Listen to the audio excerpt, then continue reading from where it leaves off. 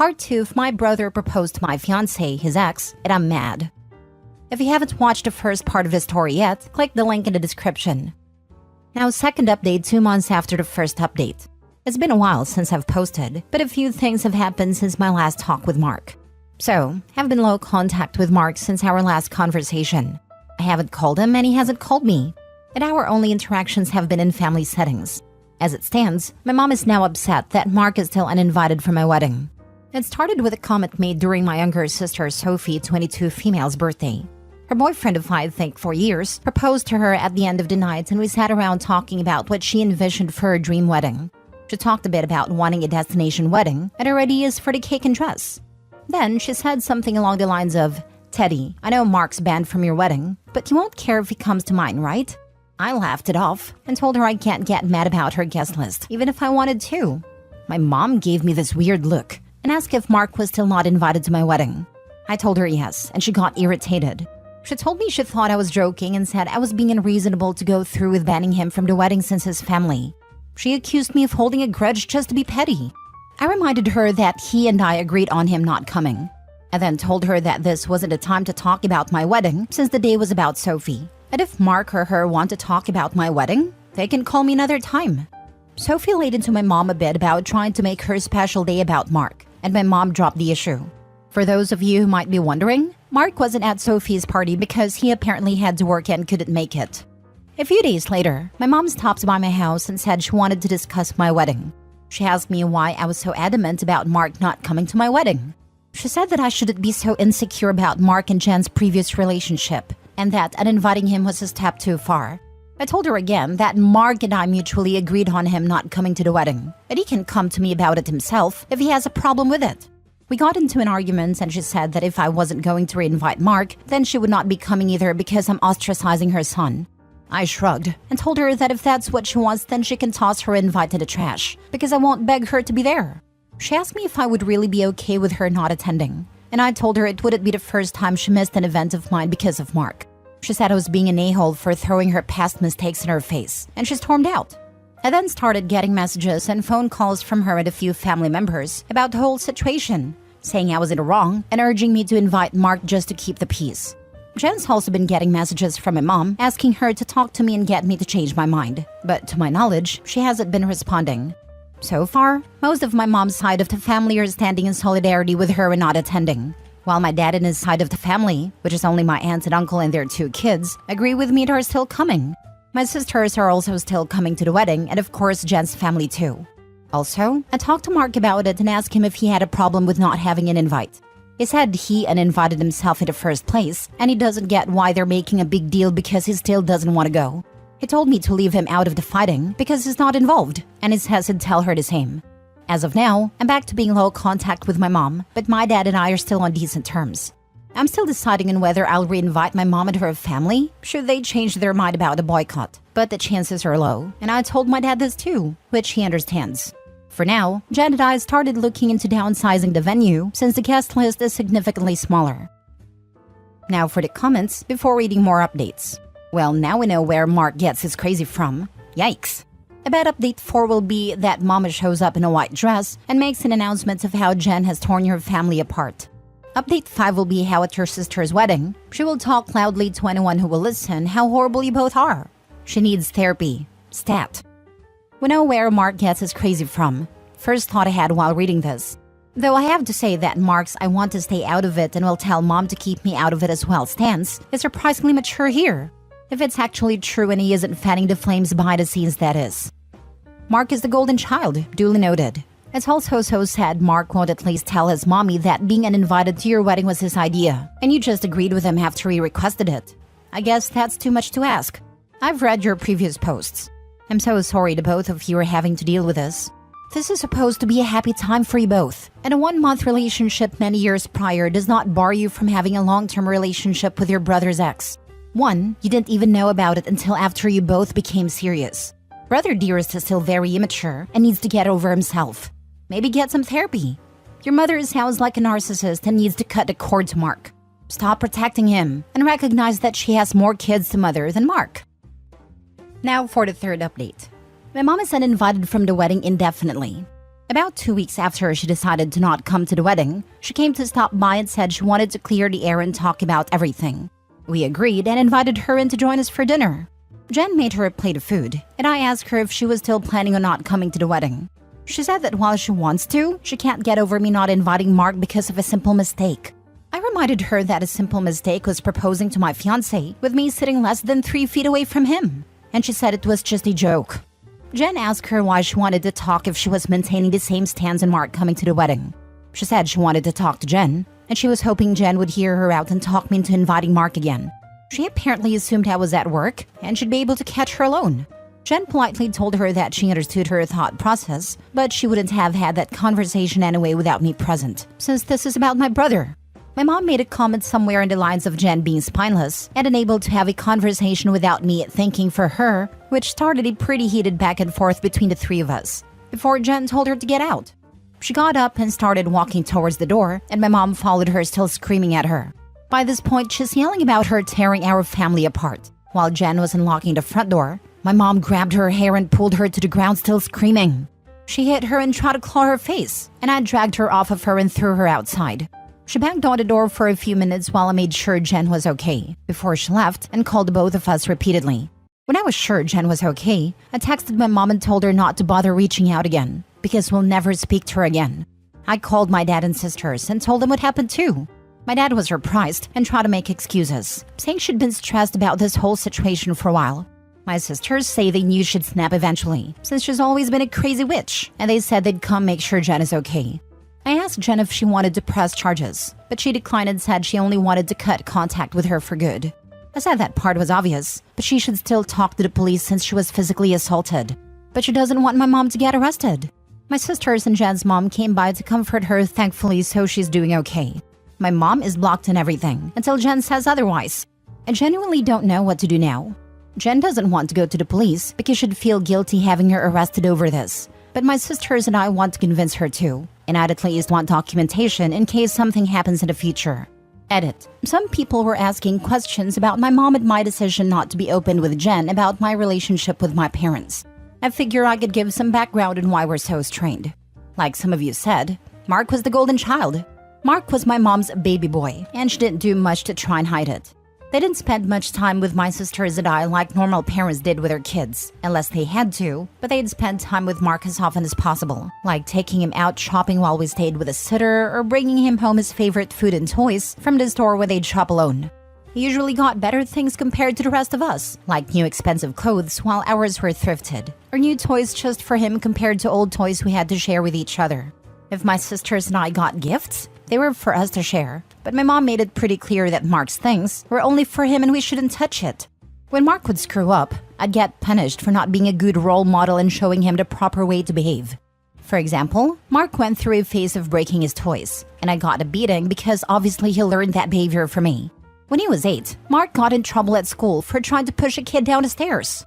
I was grounded for 2 weeks and told to apologize to the kid for not teaching my brother right. When I turned 13, I pushed for my parents to start giving me an allowance. They agreed as long as I did household chores, like mowing the lawn, taking out the trash, raking leaves, etc.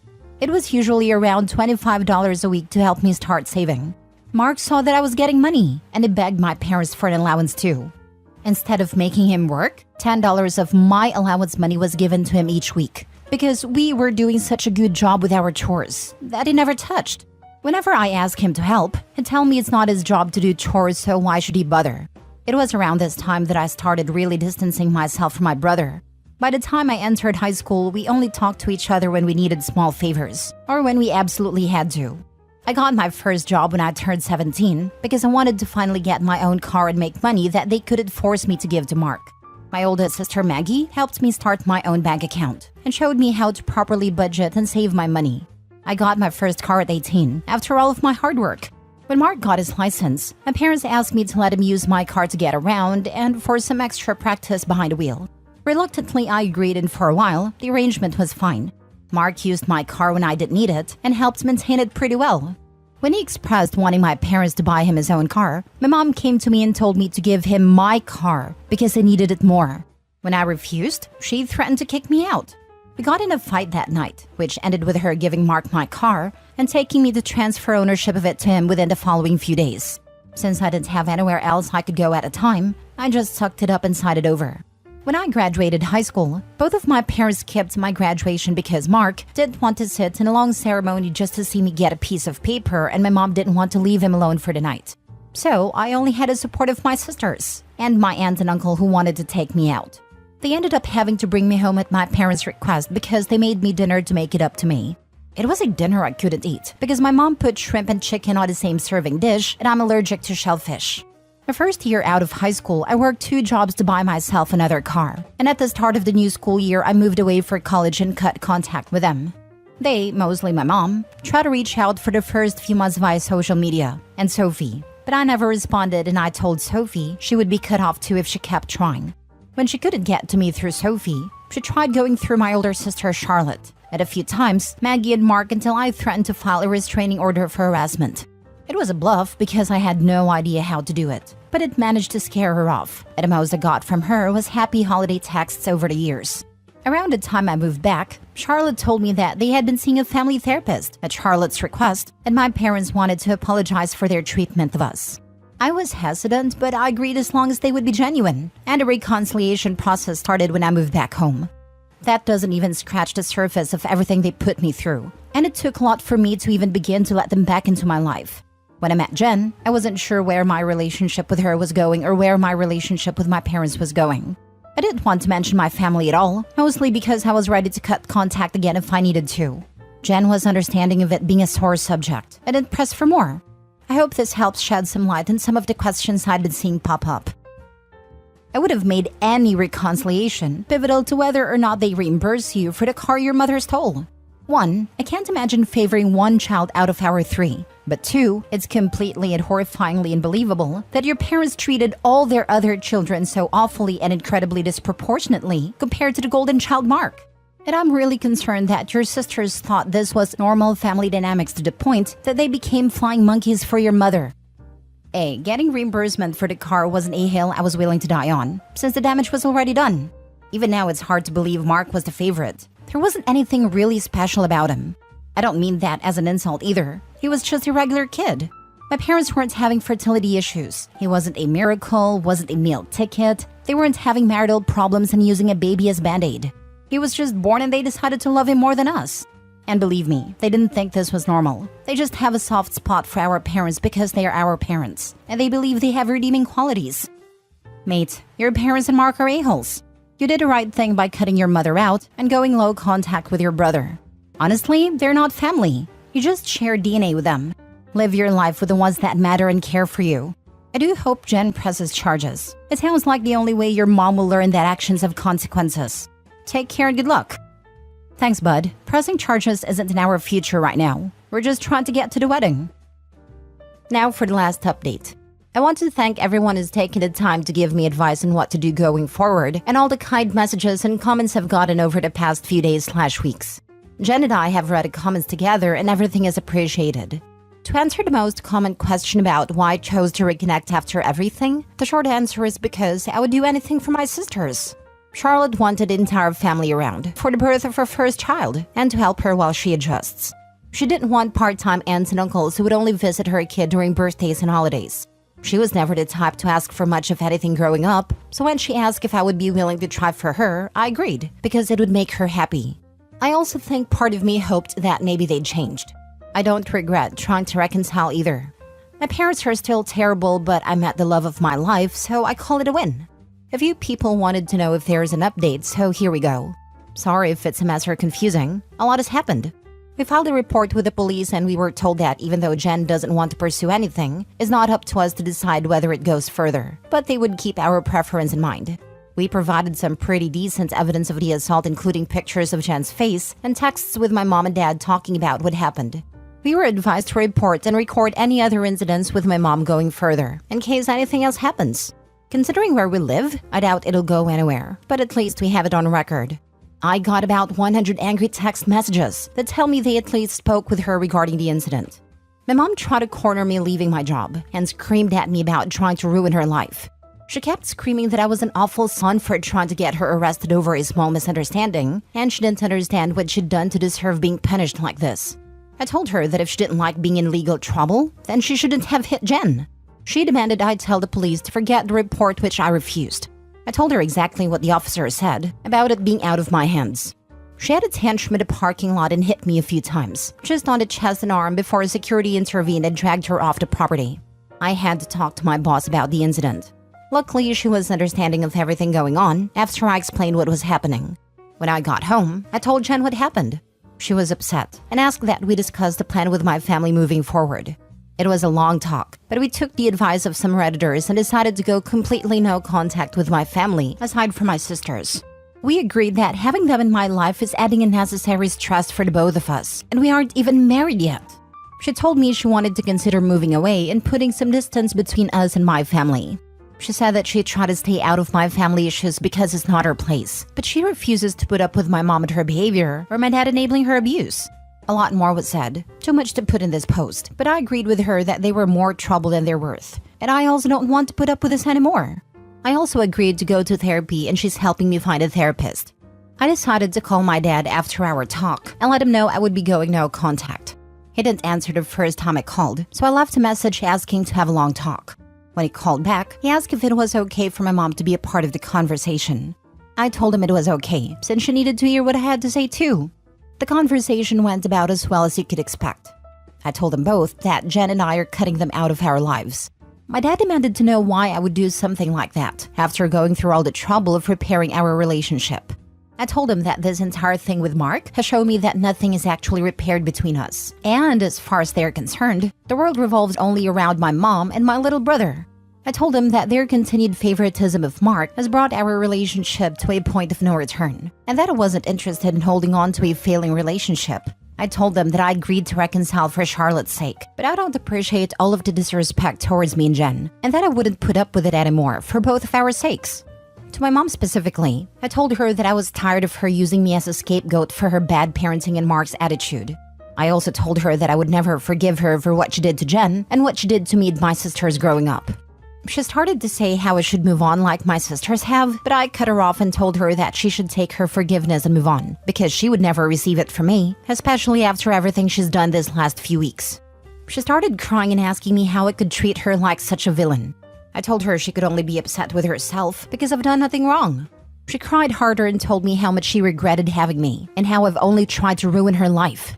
This started a heated argument between her and Jen once again, and Jen told her in much more colorful words that she was disgusting, and plenty of other nice names, for saying something like that to me. I don't know if she left the room or just decided to shut up, but my mom stopped talking when Jen was done speaking to her. My dad said he wasn't okay with being shut out of my life, and he asked me to try to understand my mom's point of view. He said that she was also struggling because her kids were at odds, and I was being unfair to punish her for her struggles with raising and caring for us. The last thing he said was that we were a family, and I shouldn't let past mistakes stop us from moving forward. I told him that the only person she ever cared for was Margaret herself, and there was nothing he could say or do to make me change my mind. I told him that it was up to him whether to keep my number, but I would be blocking him and my mom everywhere, and I wouldn't be reaching out again. Then I hung up. Afterward, I sent a long email with a link to my posts attached to my entire family and inviting everyone, except my aunt and uncle and my sisters, to the wedding. I hadn't cried in a long time, but Jen held me while I cried after writing the email, and she assured me we would be okay. My sisters also reached out to me after reading the email. I apologized to Charlotte for not being able to continue reconciling like she wanted, but she told me it was okay, and it's not my fault I had to cut them off again. The response from my family has been pretty mixed. Some are angry I aired out family issues on a public internet forum, while others are pissed at my parents because they never knew it was this bad. The last person I talked to about everything was Mark. He asked if I was cutting him off too, and I told him I wasn't, but I wouldn't be going out of my way to reach out to him either. He didn't argue, and just wished me the best with the wedding, and we haven't spoken since. Right now, Jen and I are looking for a new place to stay. The plan is to move closer to Jen's brother. He lives about 3 hours from where we are now, and Jen and I like the city he's in. I spoke to my boss about transferring, and Jen is looking into the option of working 100% remotely or possibly finding a new job. And once again, our venue's changed. Since the guest list is significantly smaller, my future brother-in-law is considering letting us use his lake house for our wedding. I don't plan to post any more about this unless the sky falls, at least not until the wedding, because I want to move on with life. But I'll try to answer any questions some of you might have. Thanks and happy holidays! Thanks for the update. I believe you decided on the only possible way forward. Nothing you will say change your mom. She alone can only change her behavior. And perhaps if she reads all the comments on your Reddit posts, she might get an epiphany and realizes she is a pretty crappy person and has a lot of amends to make if she wants to keep you and possibly your sisters in her life. Maybe therapy can help her, but I doubt it. Best wishes for your upcoming wedding. According to Sophie, she's read a lot of them and doesn't think Reddit strangers have the right to tell her she's a bad person. Lol. I don't think there's any amending left in me. Wish them the best. Just as far from me and my family as possible.